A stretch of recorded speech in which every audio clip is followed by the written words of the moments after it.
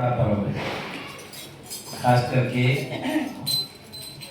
जितने भी भारतवासी हैं उनके लिए बहुत बड़ा पर्व है। आज के दिन भगवान श्री रामचंद्र जी, जैसा अभी सरोज जी गा के बता रही थी कि श्री राम जी 14 वर्ष का वनवास पूरा करके और रावण जैसे महाराक्षस को खत्म करके अयोध्या में वापस लौटे थे।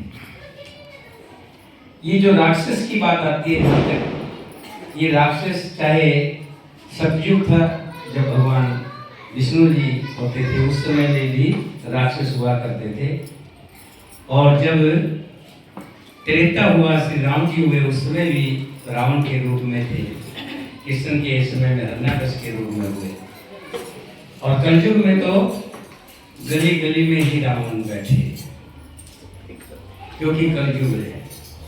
लेकिन इतना जरूर मैं आपको बता दूं कि जब भगवान श्री राम जी ने बाली को मारा तो बाली ने कहा कि हे प्रभु, सुग्रीव प्यारा और मैं दोबारा, आपको मैं दोबारा हो गया और सुग्रीव प्यारा हो गया, ऐसा क्यों प्रभु?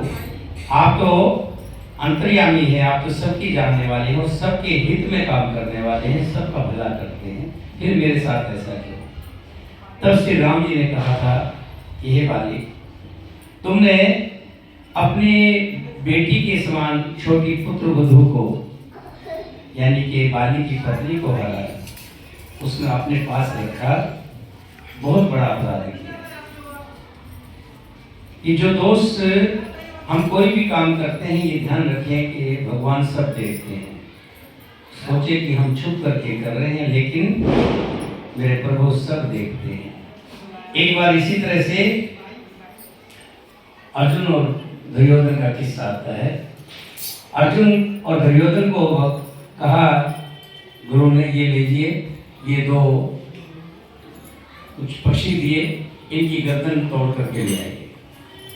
दुर्योधन गया, और लेकिन ध्यान रखना, एक चीज का ध्यान रखना कि उस समय कोई देखता ना हो। दुर्योधन गया, थोड़ी देर में आ गया वापिस, हाथ में गर्दन पक्षी की टूटी हुई। अर्जुन आया काफी देर बाद, पूछा कि वो भी हाथ में पक्षी जिंदा, यदि ऐसा क्यों? मैंने कहा था कि इसकी गर्दन तोड़ के लानी है। इस तरह भगवान आपने ये भी कहा था कि कोई देखता ना हो। हाँ, तो कहीं भी चले जाते जंगल में कहीं, और वहाँ कौन देखता था? कहने लगे प्रभु, और कोई देखे ना देखे, लेकिन मेरी ये दो आंखें देख रही थी। भगवान ने और किसी को गवाही की जरूरत नहीं है, आपको ही तो कैमरे लगा दिए हैं आपके। आप जो भी कर्म करते हैं आप खुद उसको देख रहे हैं, तो आपके कर्मों के आप जानते हैं कि मेरे कर्म क्या हैं, मैंने क्या कर्म किए हैं, मुझे दुख कहाँ से मिल रहा है और मुझे सुख कहाँ से मिल रहा है। भगवान कृष्ण ने कहा है कि ना मैं किसी को दुख देता हूँ ना किसी को सुख देता हूँ, ये इंसान के अपने कर्म हैं और उनके कर्मों के अनुसार ही उसको दुख और सुख मिलते हैं। एक भजन के माध्यम से आज की सत्संग का जो प्रोग्राम है यहाँ विराम देंगे। उसके बाद 5 मिनट हमारी जो त्योहार है दीपावली का उस पर लगाएंगे, फिर सब अपने घर जाकर के खूब खुशी खुशी दीपावली का त्योहार मनाएंगे। हाँ, मैं एक बात बता दूं, कल दीपावली है, अपने घर में भी दीपक जलाएं, आसपास का जो मंदिर है वहाँ भी एक दीपक जरूर जला के आएँ, और जहाँ आप नित्य यहाँ भजन करने आते हैं ये भी आपकी एक स्थान हो जाता है।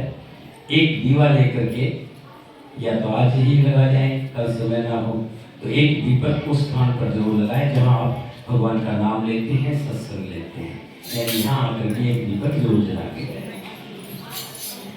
चलिए भजन शुरू करेंगे।